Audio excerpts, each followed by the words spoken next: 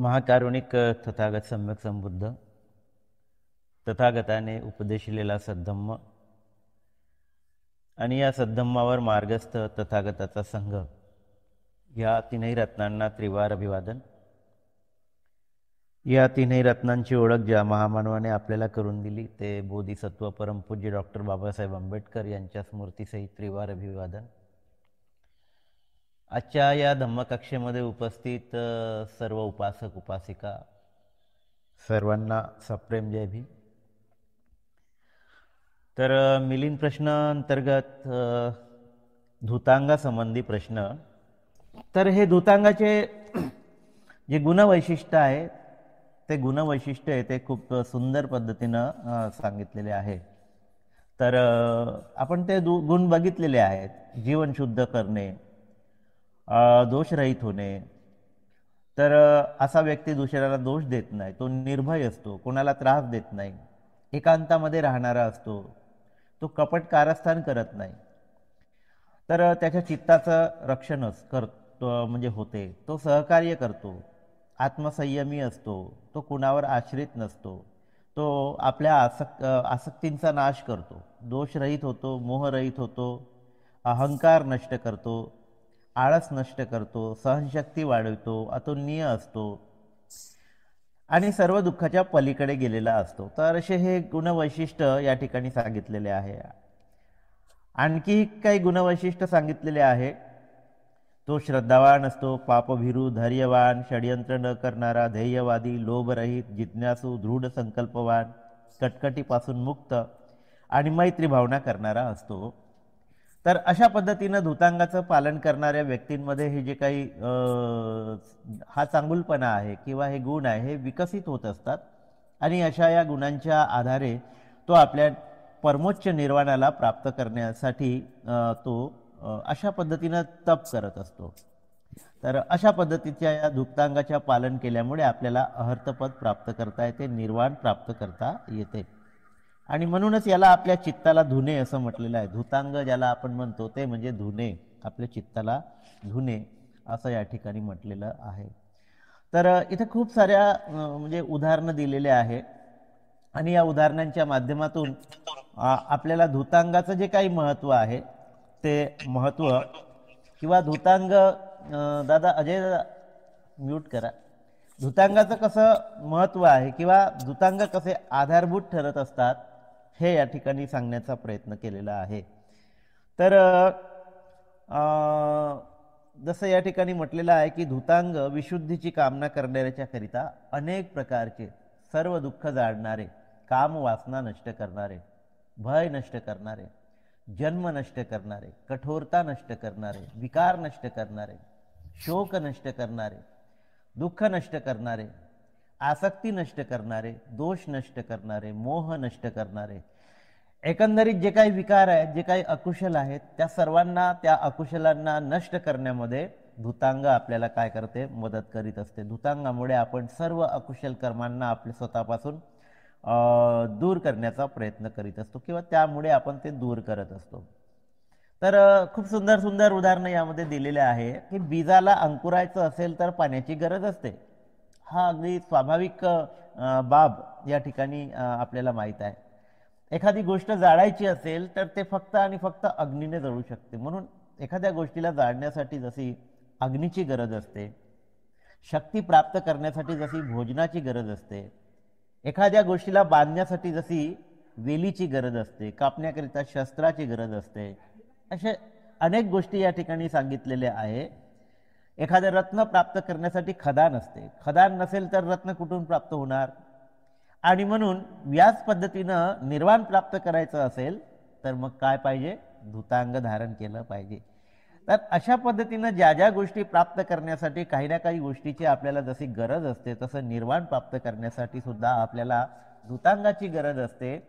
हे धूतांगाचं जे काही महत्त्व आहे ते महत्त्व या ठिकाणी खूप चांगल्या पद्धतीनं राजांनी अधोरेखित केलेलं आहे आणि म्हणून या सगळ्या गोष्टी आपल्याला फार महत्त्वाच्या आहेत, समजून घेणं महत्त्वाचं आहे। थोडं थोडं का होईना पण त्या या सगळ्या बाबींचा थोडा थोडा का होईना पण आपल्याला सुद्धा जर आपण अभ्यास केला तर त्या प्रमाणामध्ये आपल्याला सुद्धा त्याचे फायदे उपभोगायला मिळतील. आणि म्हणून या ठिकाणी आणखी काही बाबी सांगितलेल्या आहे.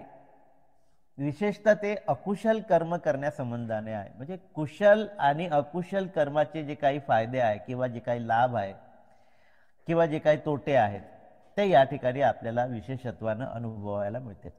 जे अकुशल कर्म करण्यामध्ये व्यस्त असतात, पापी, पाप करणारा व्यक्ती, स्वैराचारी व्यक्ती स्वैराचार करत असतो, ढोंग करत असतो, लोभ, पोटार्थी, फक्त स्वतःचं पोट पाहणारा, इतरांकडे दुर्लक्ष करणारा, लाभाची कामना करणारा, कीर्तीची कामना करणारा, समाजामध्ये या पद्धतीचे अनेक लोक आपल्याला दिसून पडतात. कदाचित आपल्यामध्ये सुद्धा काही ना काही अशा पद्धतीचा भाव निश्चितपणे असेलच. तो आपल्याला तपासता आला पाहिजे की आपल्यामध्ये यातला कोणता भाव अद्यापही कायम आहे. काय आपण स्वार्थी आहोत, काय आपण असभ्यपणे इतरांसोबत व्यवहार करतो, काय आपण पोटार्थी आहोत. स्वतःबद्दलचं चिंतन आपल्याला यातून करता आलं पाहिजे. हा केवळ निव्वळ वाचण्याचा प्रकार नाही, तर या सगळ्या गोष्टी आपल्याला स्वतःलाच लावून पाहायचा. धम्म हा स्वतःला लावून पाहण्यासाठी आहे.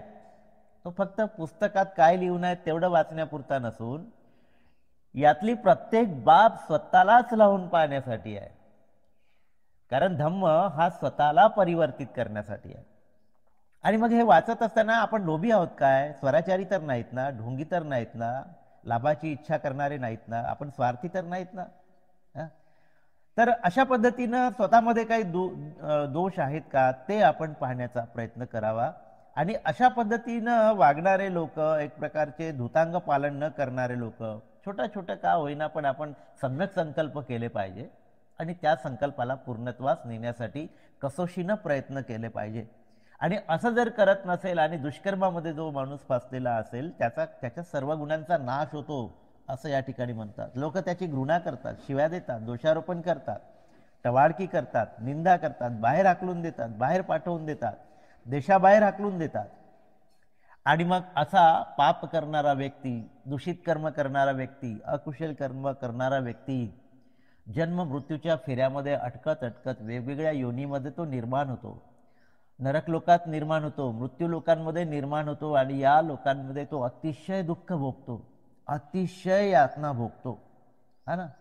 तर जरी ते प्रतीक रूपाने सांगितलं असलं तरी भगवान बुद्धांनी जे काही सांगितलेलं आहे, तर अत्यंत वाईट कर्म करणारा मनुष्य हा अत्यंत वाईट फळच त्याचे भोगत असतो, त्याला त्याचे चांगले फळ मिळत नाही. आणि म्हणून आपल्याला असं दिसून पडते की दुष्कर्म करणारे लोक इथे ज्या प्रतीकांच्या रूपाने समजावून सांगितलेलं आहे, तर 100 योजन लांब अशा अविची महानगरामध्ये, अविची महानगर, अविची नरक म्हणतात याला, अविची नावाचा एक नरक अशी कल्पना आपल्या बौद्ध साहित्यामध्ये आलेली आहे. आणि या नरक लोकांमध्ये जेव्हा त्या व्यक्तीचा पाप कर्म करणाऱ्या व्यक्तीचा जन्म होतो तेव्हा तो उष्ण उकडलेल्या तप्त संतप्त अग्नीच्या ज्वालामध्ये अनेक लोक हजारो वर्षपर्यंत वर खाली वाकडे तिकडे उठत बसत परिवर्तित होत पक्व होत राहतो. तेथून मुक्त होऊन दुर्बळ, कठोर, काळेकुट्ट, अंग प्रत्यंग सुजलेले, फुगलेले, छिद्र पडलेले शरीरधारक असतो. भुकेलेला, तहानेला, भूक लागलेली आहे, तहान लागलेली आहे, पण पाणी मिळत नाही, अन्न मिळत नाही. पाहण्यास तो अत्यंत कठोर म्हणजे कुरूप आणि भयंकर असतो. त्याचे कान कटलेले असतात, डोळे खोल गेलेले असते, शरीरामधून पू असते, संपूर्ण शरीरामध्ये किडे पडलेले असते. वाऱ्याने उफाळणाऱ्या पाण्याप्रमाणे अग्निस्कंद त्याच्या पोटामध्ये जळत असतो. खूप भूक लागलेली आहे त्याला, इतकी की तो त्या भुकेनं विवळत आहे, पण त्याला अन्न मिळत नाही. अन्न मिळालं तर त्याचं तोंड इतके त्या सुईसारख्या टोकासारखं आहे असं, आणि त्या सुईच्या टोक्या एवढ्या त्या छिद्रातून कितीही अन्न टाकलं तरी किती जाणार, आणि भूक तर प्रचंड लागलेली आहे, पोट फुगलेलं आहे. अशा पद्धतीनं ह्या सगळ्या यातना ना, म्हणजे वाईट कर्म केल्यामुळे किती यातना भोगावं लागतात याचं एक दर्शन या प्रतीक रूपानं आपल्याला समजावून सांगण्याचा प्रयत्न केलेला आहे. तर यातून आपल्याला बोध घ्यायचा आहे. या नरक रूपी म्हणजे या सगळ्या बाबीपासून आपल्याला कसं अलिप्त होता येईल याचा विचार आपल्याला करायचा आहे. आणि म्हणून अशा या मृत्यू लोकांमध्ये, अशा या नरक लोकांमध्ये तो उत्पन्न होतो, वाईट कर्म करणारा मनुष्य, आणि तो नरक यातना या ठिकाणी भोगतो, नाही का. मृत्यू लोकांमध्ये उपलब्ध होतो आणि तो इतक्या प्रचंड भयानक यातना त्या ठिकाणी भोगतो, तो आपल्या कर्माचे फळ भोगत असतो.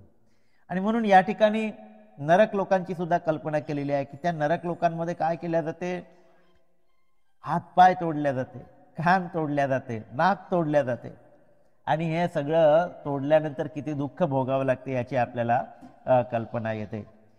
तर अनेक बाबी या ठिकाणी ठेवलेल्या आहे. तर स्वर्ण मुद्रामध्ये ठेवणे, मिठामध्ये ठेवणे, त्याच्या शरीराला पूर्ण छलनी करून मीठ लावल्या जाते, मीठ सोडल्या जाते. आता आपण कल्पना करू शकतो की ते दुःख किती भयंकर पद्धतीचं दुःख असेल. तर गरम तेलामध्ये त्याला सोडल्या जाते, पिसाडलेल्या कुत्र्याच्या समोर त्याला सोडल्या जाते, सुरीवर टांगल्या जाते, तलवारीने शिरच्छेद केल्या जाते. इतकं दुःख देऊनही तो मरत नाही. ते सगळं त्याला भोगावं लागते.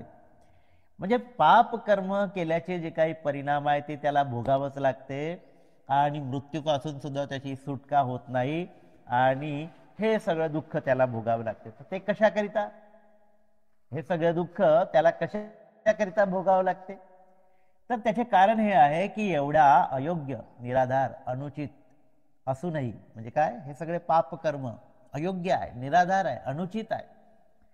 तर हे सगळं अनुचित असूनही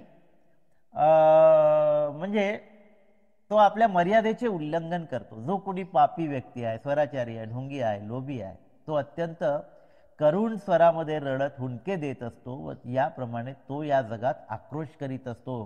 पापाचे फळ त्याला अशा पद्धतीनं नरक यातना भोगून पूर्ण करावे लागतात. मृत्यू लोकांमध्ये उत्पन्न होऊन तो अनेक पद्धतीच्या यातना भोगत असतो. कशामुळे, तर या पापकर्मामुळे त्याला हे सगळं भोगावं लागतं. म्हणून हे राजा, एखादा व्यक्ती न्यायी, योग्य, लायक, अहर्त, अनुकूल, संतुष्ट, अल्पेच्छू, एकांतप्रिय, असंसारिक,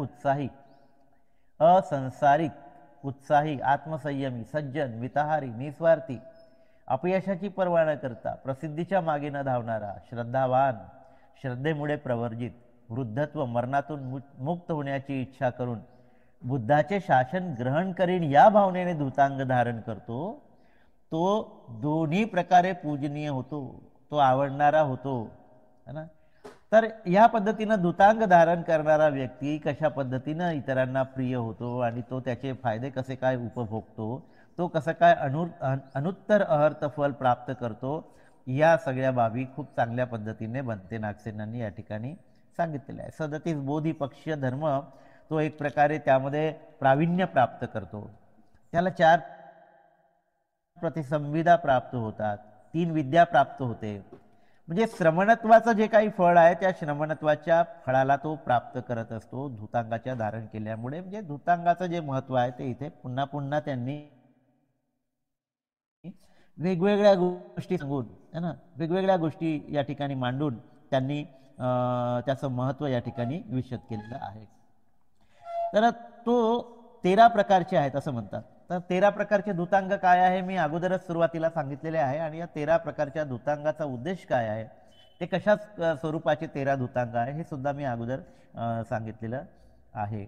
तर या धूतांगाचे पालन केल्याने, याचा अभ्यास केल्याने, याला आचरणात आणल्याने, पूर्ण केल्याने समग्र सामग्र्याची प्राप्ती होते. वारंवार ही गोष्ट या ठिकाणी त्यांनी मांडलेली आहे. तर इथे आणखी बरेच काही उदाहरणं दिलेले आहे. जसं एखादा शेतकरी प्रारंभी शेतातील दोष, गवत, काड्या, दगड बाहेर काढतो, जमीन नांगरतो, पेरणी करतो, आवश्यक तेवढे पाणी देतो, राखण करतो व मळणी केल्यानंतर त्याने धान्याचे भरपूर पीक मिळते.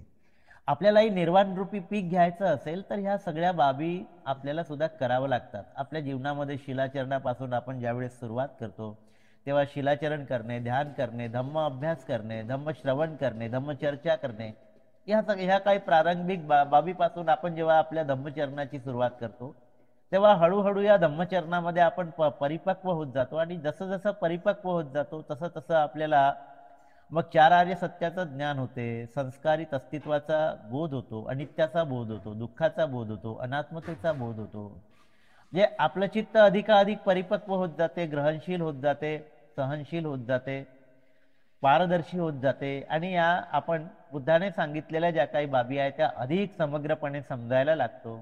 त्यातून आपली प्रज्ञा उत्पन्न होते, आपली दृष्टी उत्पन्न होते आणि खऱ्या अर्थानं आपला ऊर्ध्वगामी विकास या ठिकाणी आपण साधत असतो. तर या पद्धतीनं सुरुवात आपल्याला मात्र अगदी जसं तू त्या जमिनीला साफ करतो तसं आपल्या मनोभूमीला साफ करत करत करतच आपल्याला सुरुवात करावी लागते. तेव्हा आपण खऱ्या अर्थानं समग्रतेला प्राप्त करत असतो. तर अशा बाबी या ठिकाणी अनेक गोष्टी सांगितलेल्या आहेत. तर वंगपुत्र स्थवीर उपसेन यांचा सुद्धा उल्लेख केलेला आहे. ते सुद्धा धुतांगधारी होते आणि ते धुतांगधारी भिक्खू त्यांनी सुद्धा आपला एक संघ निर्माण केलेला होता. अनेक लोकांना त्यांनी संघामध्ये दाखल करून घेतलेलं होतं आणि अशा या धुतांगधारी उपसेनाचा संघ सुद्धा त्याच्यासारखं धुतांग धारण करणारा आणि तो एक प्रकारचा अनुशासित असा हा संघ जेव्हा ह्या संघासहित उपसेन भगवान बुद्धाच्या समोर दाखल झाले तेव्हा भगवान बुद्धाच्या त्या उपसेनाच्या संघाचं जे काही अनुशासन आहे ते अनुशासन पाहून बुद्ध सुद्धा प्रभावित झाले असं या ठिकाणी आपल्याला पाहायला मिळते. आणि मग त्याचं ते कारण विचारतात म्हणजे त्या उपसेनाला, तर उपसेन काय उत्तर देतो? तर उपसेन उत्तर देतो की मी या पद्धतीचं पालन करतो आणि माझ्या संपर्कात येणाऱ्या ज्या गृहस्थाला दीक्षा पाहिजे असेल त्याला मी विचारतो की अरण्यात राहणार आहे का तू? त्याला आरण्यिक असं म्हटलेलं आहे. हे सुद्धा एक धुतांग आहे ना. तर आरण्यिक आठव्या प्रकारचं धुतांग आहे. बघा हे तुम्ही पाहिलं असेल तर पुस्तकामध्ये तुम्हाला दिसेल.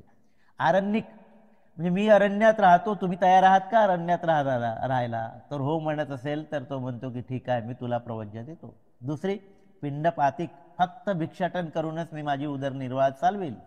उपसेन सुद्धा त्याच पद्धतीचं पालन करायचे धुतांगाचे आणि त्याला आलेल्या त्या उपासकाला सुद्धा विचारायचे, ज्याला प्रवज्य द्यायचे आहे, तू पिंडपातिक होशील का? हो म्हणतो तेव्हा त्याला तो दीक्षित करतो. पंसुकुलिक या ठिकाणी पंसुकुलिक आलेला आहे.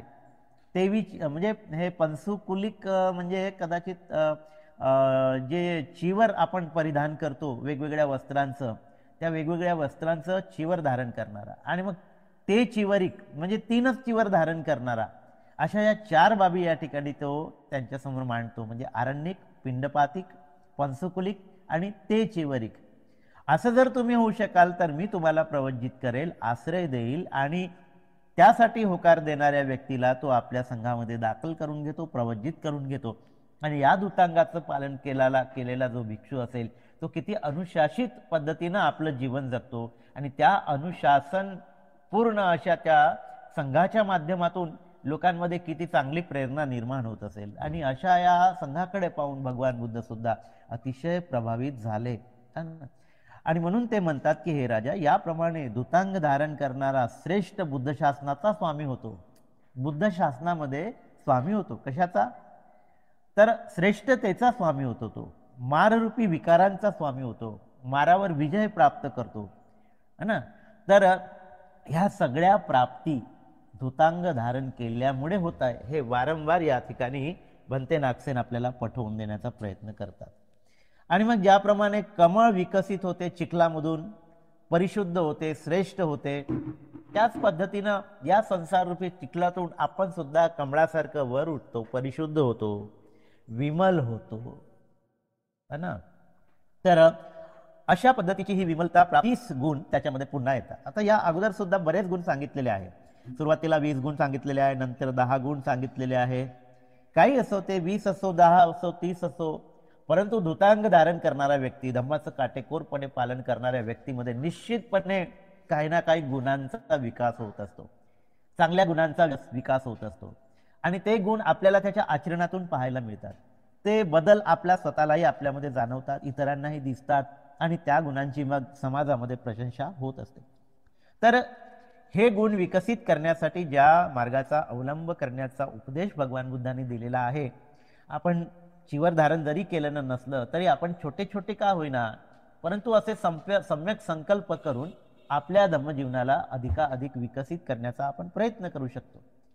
तर यातून आपण ज्या धम्माचा अवलंब करतो, ज्या धूतांगाचा अवलंब भिक्खू करतो, त्यामध्ये गुण काय प्राप्त होतात किंवा आपल्यामध्ये सुद्धा हे गुण निर्माण होऊ शकतात जर आपण त्या पद्धतीनं प्रयत्न केला.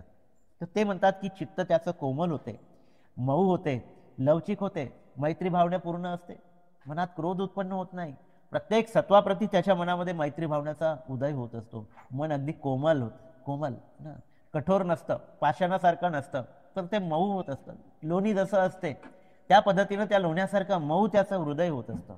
तर इतरांना दुःखी पाहून त्याचं मन द्रवित होत असतं, करुणेनं भरलेलं असतं. अशा या मनाची या सगळ्या बाबीतून निर्मिती होत असते आणि त्याचे क्लेश नष्ट होतात, अहंकार नष्ट होतो, श्रद्धा अचल होते, अडीग होते, है ना. म्हणून हे सगळं आपल्याला पाहायला मिळते. त्याला त्याच्या चित्तामध्ये प्रसन्नता निर्माण होते, शांती निर्माण होते, सुख निर्माण होते, उत्तमशील व सर्वोत्तम मंगल कार्याचा सुगंध चारही दिशांना प्रसरतो, तो लोकांसाठी प्रिय होतो, विकारहीन पुरुष होतो, है ना. सर्व लोक त्याची वंदना करतात, विद्वान पंडित त्याची प्रशंसा करतात, सर्व भोगापासून तो अलिप्त असतो, लहान मोठ्या पापकर्मापासून तो अलिप्त असतो, निर्वाणाचा अधिकारी असतो, गृहत्यागी तर असतोच असतो, त्यात काही प्रॉब्लेम नाही. ध्यान अध्ययन व तप करीत तो विहार करतो. आता त्याच्या जीवनाचं एकच लक्ष ध्यान करणे, अध्ययन करणे, तप करणे आणि लोकांना मदत करणे, लोकांवर अनुकंपा करणे, लोकांच्या कल्याणाची भावना करणे, कल्याणासाठी झटणे. तर त्याच्या हा जीवनाचा उद्देशच बनून जातो, त्याचं जीवनच पूर्णपणे पालटून जाते, त्याच्या जीवनाला एक वेगळीच दिशा प्राप्त होत असते आणि या पद्धतीनं तो आपलं जीवन यापन करत असतो, नव्हे तो त्याचा स्वभाव बनत असतो ना. अशा पद्धतीनं तो स्वतःला परिवर्तित करून घेत असतो आणि आवागमनापासून मुक्त होतो. आवागमन करणे, जन्म आणि मृत्यूच्या फेऱ्यामध्ये लटकणे, यालाच आवागमन म्हटलेलं आहे. ते यापासून तो म्हणजे पूर्णपणे मुक्त होतो. आणि अशा या 28 गुणांचं या ठिकाणी म्हणजे विश्लेषण केलेलं आहे आणि हे गुण खऱ्या धूतांग धारण केल्यामुळे प्राप्त होतात. आणि या प्रकरणाचा शेवट करताना त्यांनी सारीपुत्ताचा उल्लेख केलेला आहे. सारीपुत्ताबद्दल आपण अनेकदा खूप साऱ्या गोष्टी ऐकलेल्या आहेत. सारीपुत्त किती प्रज्ञावान होते याची प्रचिती सुद्धा अनेकदा आपल्याला आलेली आहे. तर भगवान बुद्ध जेवढे प्रज्ञावान होते, भगवान बुद्धाच्या खालोखाल जर प्रज्ञा कुणाची असेल तर ती सारीपुत्ताची प्रज्ञा होती. आणि सारीपुत्ताच्या प्रज्ञेसंबंधी भगवान बुद्धाने अनेकदा सारीपुत्ताची प्रशंसा केलेली आहे. आणि सारीपुत्ताची प्रशंसा करीत असताना सारीपुत्ताने सुद्धा या सगळ्या धूतांगाचं आपल्या जीवनामध्ये पालन केलेलं आहे आणि सर्व धूतांगाचं पालन करून जे काही श्रेष्ठत्व आहे ते श्रेष्ठत्व संघामध्ये त्यांनी प्राप्त केलेलं आहे असं आपल्याला दिसते. तर त्याच्यामध्ये असीमित, अमर्यादित अशा पद्धतीच्या गुणांनी तो युक्त होता. तर एक प्रकारे त्यांनी स्वतःसाठी कुशल आधार तयार केलेला होता. कशाच्या माध्यमातून? धूतांगाच्या माध्यमातून. तर त्याने भगवान बुद्धाच्या धम्मामध्ये जी काही प्रवज्जा स्वीकारलेली होती ती प्रवज्जा त्याने 13 धूतांगांना धारण करून स्वतःच्या काया, वाचा व मनाला नियंत्रित करून जीवनपर्यंत अनंत गुण प्राप्त केलेले होते व तो भगवान गौतमाच्या श्रेष्ठ शासनामध्ये धम्मचक्र अनुप्रवर्तक म्हणून होऊन गेलेला आहे. ही बाब अत्यंत महत्वाची बाब आहे. भगवान बुद्धाने स्वतःच्या जीवन काळामध्येच ही बाब स्पष्टपणे मांडलेली आहे की भगवान बुद्धाने जे काही धम्मचक्र प्रवर्तन केलं, धम्मचक्र प्रवर्तन हे फक्त आणि फक्त बुद्धच करीत असतात. ही बाब आपण वारंवार लक्षात घेतली पाहिजे. आणि धम्मचक्र प्रवर्तन तो व्यक्ती करतो जो धम्माचं संशोधन करतो, धम्माला शोधून काढतो आणि तो धम्म इतरांपर्यंत जेव्हा पोहोचवतो आणि त्या धम्माचा लाभ जेव्हा इतरांना होतो तेव्हा खऱ्या अर्थानं धम्मचक्र प्रवर्तित होत असते. आणि म्हणून बुद्धाचा उदय बुद्ध गेला जसाही झाला, जेव्हा त्यांना ज्ञान प्राप्त झालं तेव्हा ते ज्ञान आपण कोणाला दिलं पाहिजे असा जेव्हा विचार केला तेव्हा इसिपतन मृगदायांमध्ये असलेल्या वप्प, भद्दी, अश्वजित, कौंडिन्य आणि महानाम या पंचवर्गीय भिक्खूंची त्यांना आठवण झाली. तिथे ते आले आणि तिथे आल्यानंतर आपल्या सर्वांना माहित आहे वैशाख पौर्णिमेला बुद्धाचा जन्म झाला, आषाढ पौर्णिमेला धम्माचा जन्म झाला आणि कार्तिक पौर्णिमेला संघाचा जन्म झाला. तर तेव्हा जे काही धम्म त्यांनी जाणला, जो काही मार्ग त्यांनी जाणला तो त्या 5 परिव्राजकांना सांगितलं आणि त्या 5 परिव्राजकापैकी पहिल्यांदा त्याची अनुभूती कौंडिन्यला झाली, तो मुक्त झाला, श्रोतापन्न अवस्थेला प्राप्त झाला आणि हळूहळू हळूहळू सगळ्या 5ही भिक्खूंना अर्थपद प्राप्त झालं आणि खऱ्या अर्थाने धम्माचं चक्र गतिमान झालं. तर धम्माचं चक्र गतिमान भगवान बुद्धच करत असतात, बुद्धच करत असतात. आणि मग या धम्मचक्राला गतिमान करण्याचं काम जे काही त्यांचे शिष्य असतात, त्यामध्ये बुद्धाच्या संघातला त्यांचा सगळ्यात अग्रणी भिक्खू म्हणजे आपला सारिपुत्त.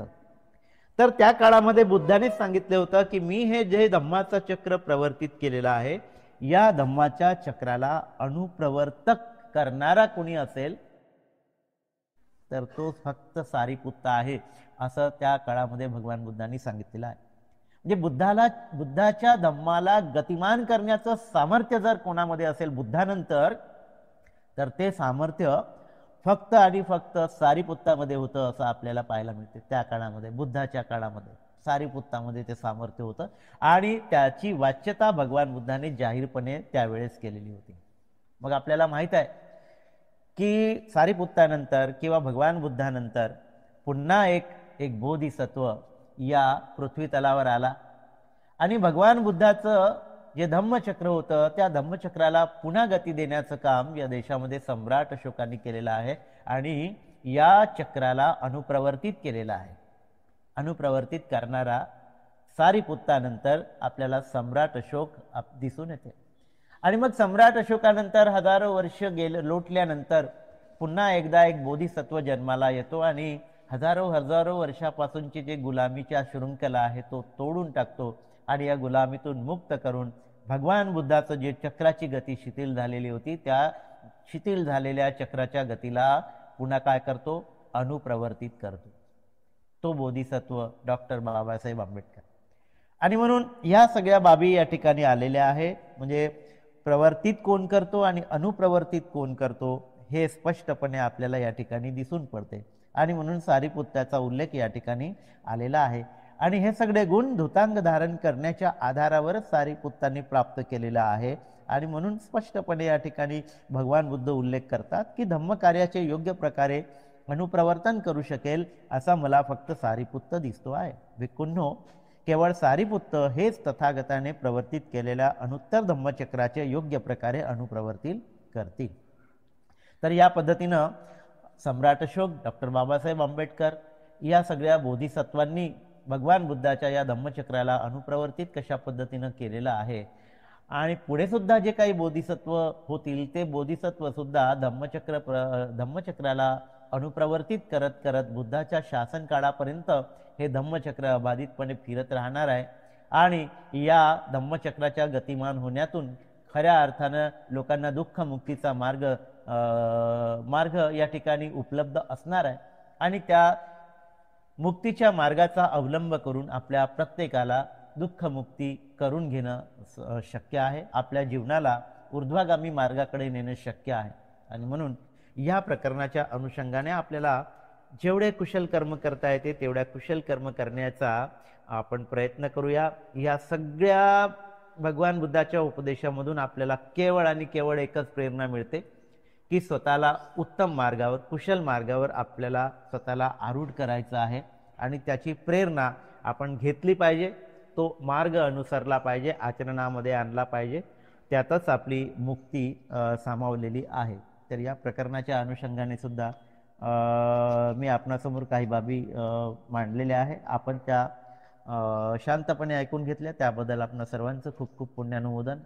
इथेच थांबतो. नमो बुद्धाय. जय भीम.